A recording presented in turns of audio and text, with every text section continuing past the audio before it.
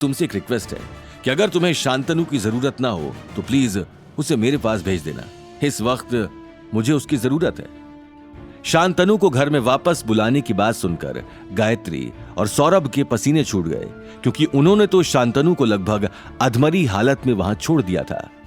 गौतम गायत्री देवी को देखते हुए हल्के से स्माइल करने लगता है। गायत्री देवी और सौरभ गौतम का स्माइल देखकर डर जाते हैं। अब गौतम रघुवीर की बात का क्या जवाब देगा? क्या रघुवीर को हकीकत पता चल जाएगी? और अगर उसे हकीकत पता चल गई तो क्या वो अग्रवाल खानदान से अपने बेटे का रिश्ता तुड़वा देगा? जानने के लिए सुनते रहिए। रघुवीर की बातें सुनकर गौतम लगातार सौरभ और गायत्री देवी को घूरे जा रहा था। गायत्री देवी और सौरभ को भी एहसास हो रहा था कि सारा खेल अब गौतम के हाथ में है, क्योंकि अब तक सभी को अंदाजा हो गया था कि शांतनु पंडित परिवार के लिए सिर्फ एक मामूली नौकर नहीं था। गौतम अपने ख्यालों में डूबा ही हुआ था कि तभी रघुवीर ने उसकी टांग पर अपना हाथ रखते हुए बोला, क्या हुआ गौतम, किस सोच में खो गए? इतना सोचने की जरूरत नहीं है, मैं तो बस पूछ रहा था। अगर तुम्हें शांतनु की जरूरत है तो कोई बात नहीं, लेकिन अगर तुम्हें कभी भी लगे कि वो तुम्हारे काम का नहीं है तो उसे नौकरी से निकालने के बजाय मेरे को फोन कर देना, मैं देख लूंगा कि क्या करना है। ऐसा कहते हुए रघुवीर गौतम की ओर देखते हुए मुस्कुराया। अरे गायत्री देवी जी, आप क्यों रुक गई? आप तो साइन कीजिए। ये तो मैं गौतम से यूं ही शांतनु की बातें कर रहा था, रघुवीर बोला। गायत्री देवी का चेहरा एकदम पीला पड़ गया था। उसे यह डर अंदर ही अंदर खाए जा रहा था कि अगर शांतनु वाली बात रघुवीर तक किसी भी तरह पहुंच गई, या अगर गौतम, अवनी और अनिल में से किसी ने भी शांतनु के बारे में उसे बता दिया तो ये डील तो हाथ से जाएगी ही, उसके साथ ही शनाया का रिश्ता टूटेगा सो अलग। रघुवीर गौतम की ओर अपना चेहरा करते हुए बोला, अरे गौतम, तुम भी सोचते होगे कि एक नौकर के लिए मेरे मन में इतना प्यार क्यों है ना? देखो, इसके पीछे कई वजह हैं। पहले तो मैंने बताया कि वो 40 साल से हमारे यहां पर है, तो उससे एक अपनेपन का रिश्ता तो बन ही गया है। इसी के साथ एक बार की बात है कि मेरे पिताजी की आंखों का ऑपरेशन हुआ था और वो लाठी के सहारे चलते थे। एक दिन वो बुरी तरह से बस के सामने आने वाले थे कि शांतनु ने उन्हें बचाया और खुद बस से टक्कर खा गए। उनका एहसान मैं मरते दम तक नहीं चुका सकता।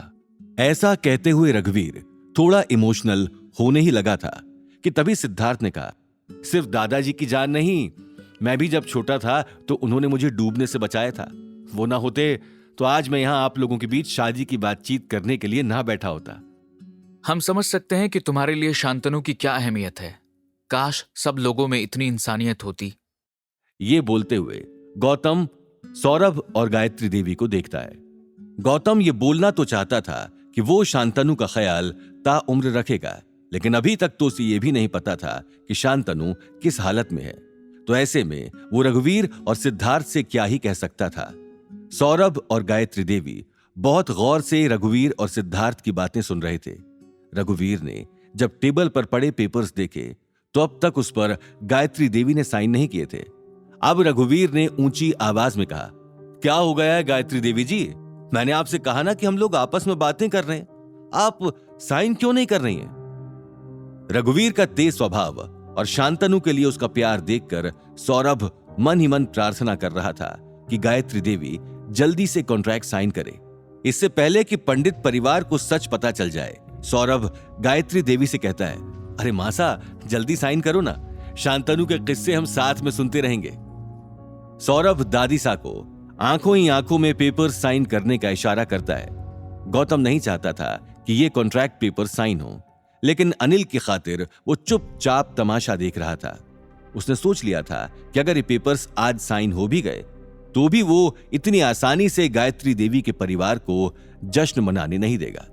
लेकिन इससे पहले गायत्री देवी पेपर साइन करती, शनाया वहां जाती है और आते ही बिना दाएं बाएं देखे सौरभ से हंसते हुए पूछती है, क्या मैंने सही सुना डैड? आप लोग उस ओल्ड वॉचमैन के किस्से सुनना चाहते हो? वो जिंदा भी है क्या, या उसके शोक की प्रैक्टिस हो रही है? शनाया अपने जोक पे हंसने लगी और उसने सिद्धार्थ और रघुवीर को नोटिस नहीं किया, जो शनाया की बातों से भड़क गए। सिद्धार्थ गुस्से में शनाया की ओर बढ़ा और उसने कस के शनाया की बाजू पकड़ ली और गुस्से में बोला, कौन बुढ़ा? तुम शांतनु की बात कर रही हो? क्या हुआ उसे? मुझे सच सच बताओ।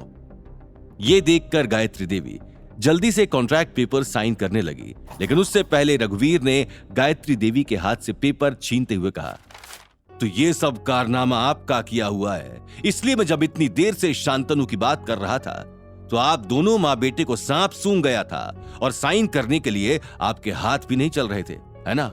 अब मुझे सच सच बताइए कि आप लोगों ने शांतनु के साथ किया क्या है?